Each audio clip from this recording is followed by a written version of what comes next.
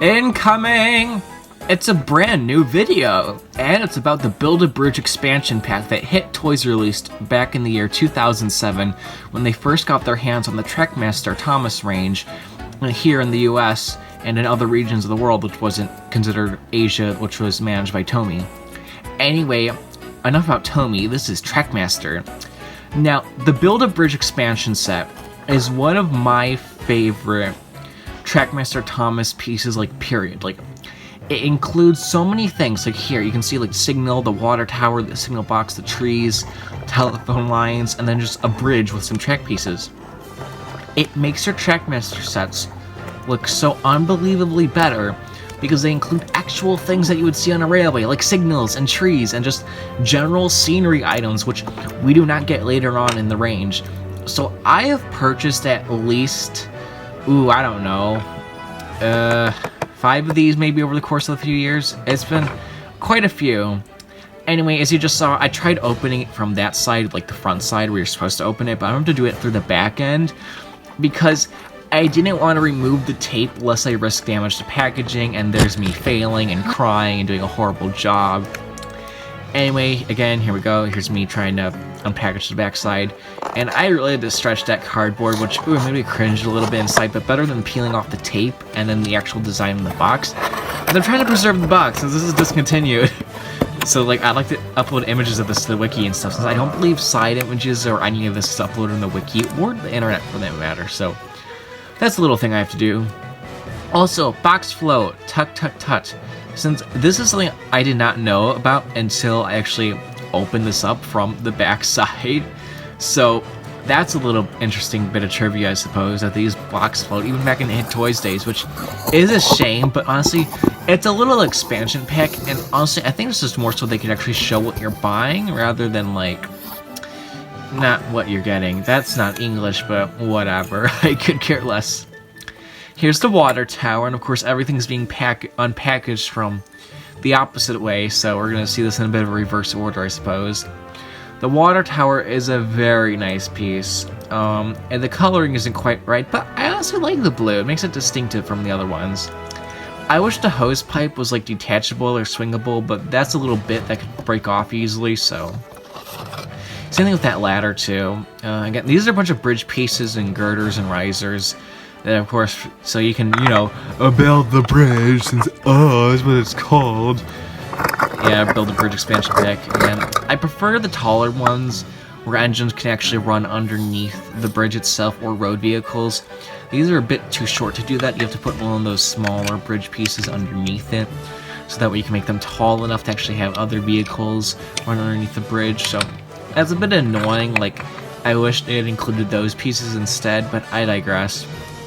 I feel like the main point of this pack was that you get all these nice accessory details, so you can expand your Trackmaster layouts, which we'll see soon with the instructions. Of course, you have your Trackmaster track.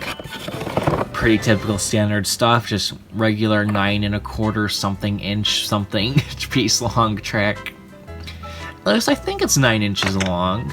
It's like 9 inches and a quarter something, I believe, just off memory. I could be wrong though. On to the more interesting parts. The trees, the rare exclusive Hit Toys Trackmaster trees. Although I don't honestly know how rare this is. Like, they pop up on eBay fairly regularly, but of course the prices are artificially inflated. Again, one of the other bridge pieces with the nice little detailing. I wish they would stack up better, but Mattel later on released track risers for Trackmaster that you could expand and build upon and connect, so I'm not really too fussed by that.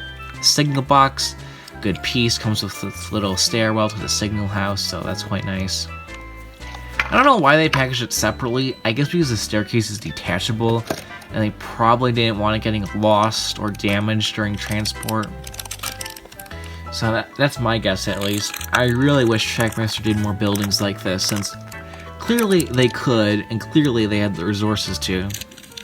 The Trackmaster signal, I believe this is my 8th one I have now, which is a huge personal achievement for me, since the only way you could get these was in this set, and I believe Topped Off Thomas, Thomas and Soda Adventure set, and a few other select Hit Toys Trackmaster sets. They were not very common. Same thing with the trees, not in a lot of sets, although they look very good. I wish they were a bit larger though. I don't know, they're kind of on the smaller size, almost remind me of like bushes.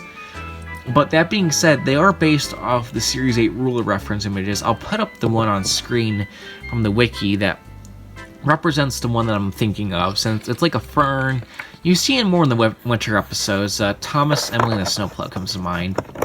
The bridge, I believe this is just based off that girder bridge that we see in like Series 7 and 8.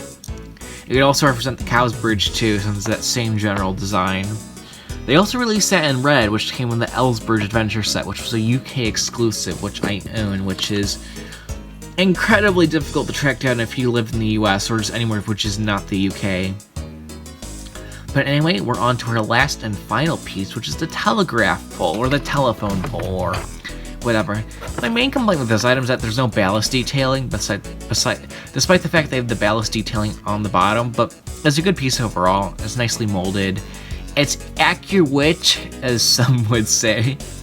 And least but not last, the three remaining items, the instructions, which they're more like an owner's manual guide, I'd say. But then you have the Busy Day pamphlet, which is always so much fun to look through. And then, of course, the stickers for the Signal House.